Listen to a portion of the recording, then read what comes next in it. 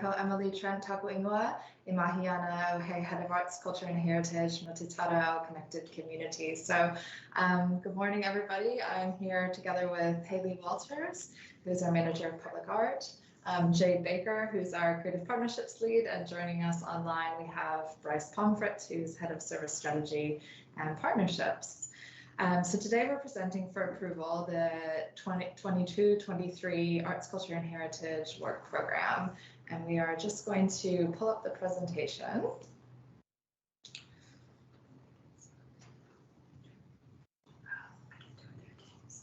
Just one moment, please.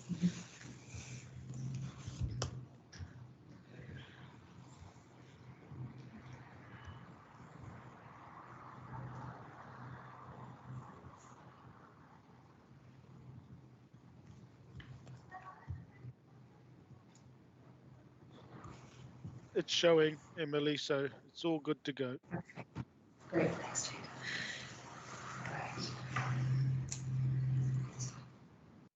So the options within the program for approval today are highlighted on this PowerPoint on the left. So the scope of approval sought includes investment into two main aspects.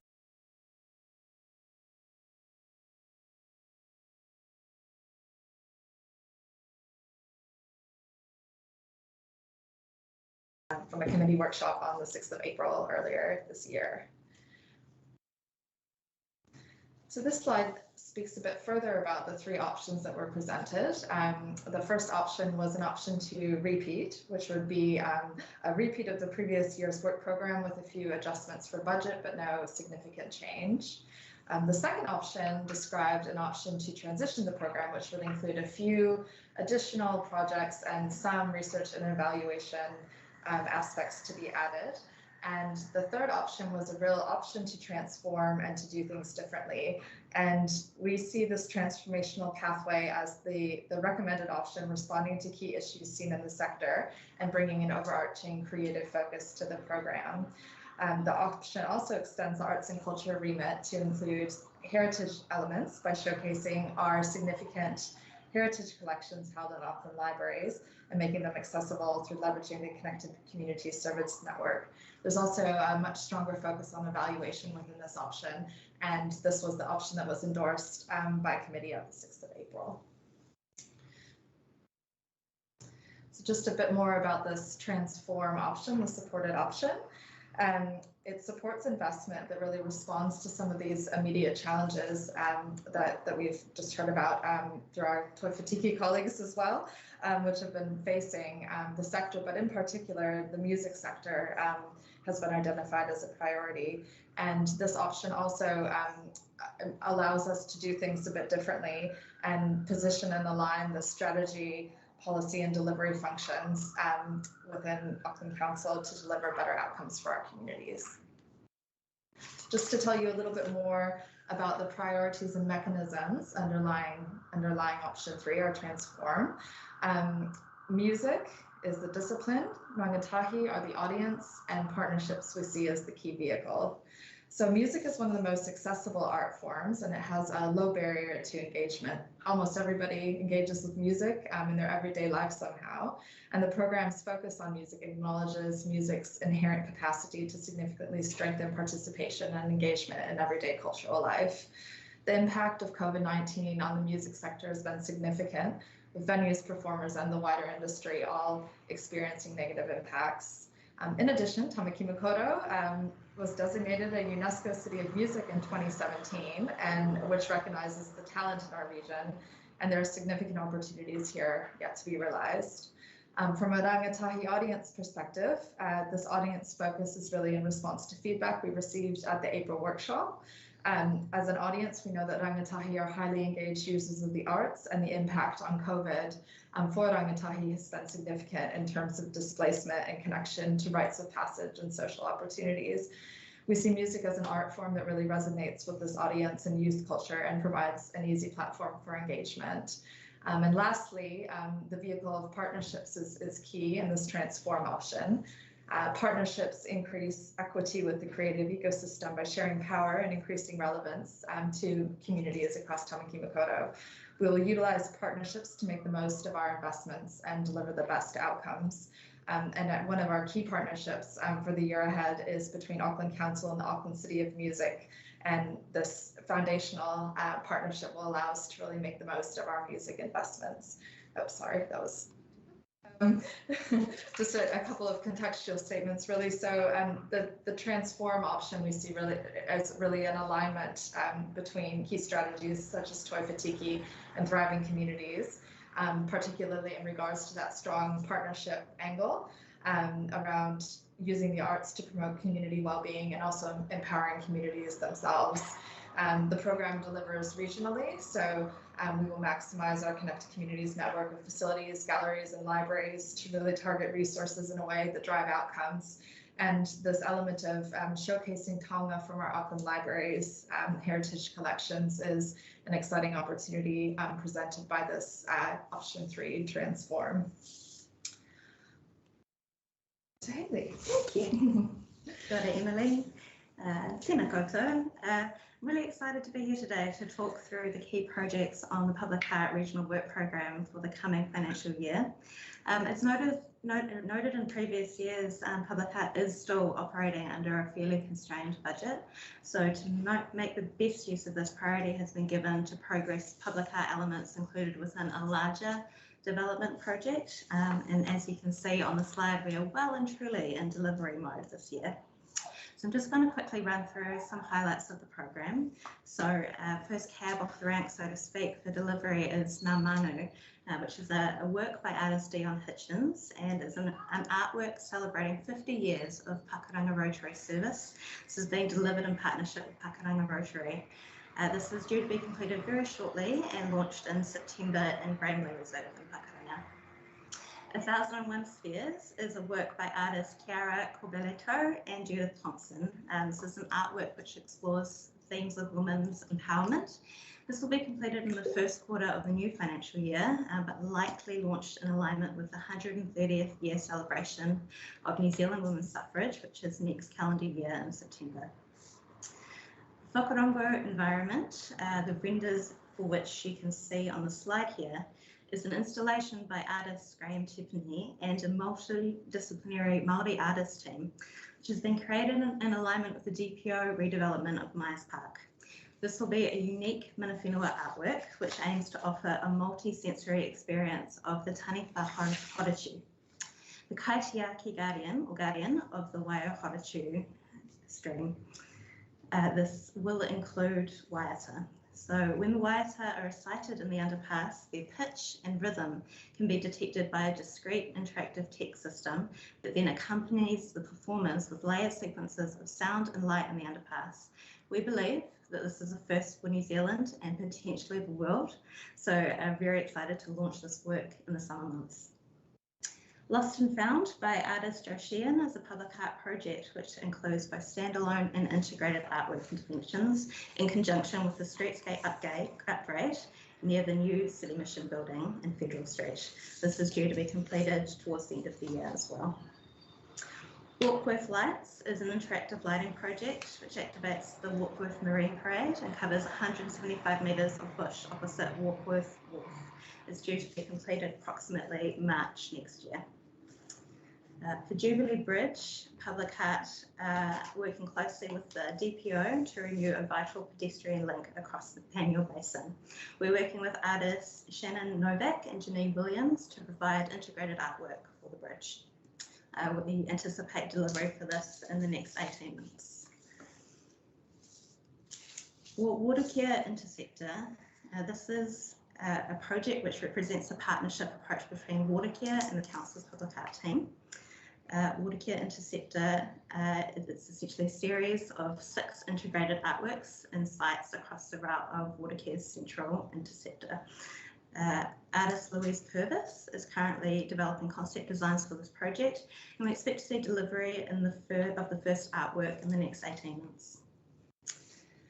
Finally, the Public Art team is continuing to progress an engagement model in partnership with Mana Whenua to consider at a program level versus a project level priorities in the development of the regional public art program.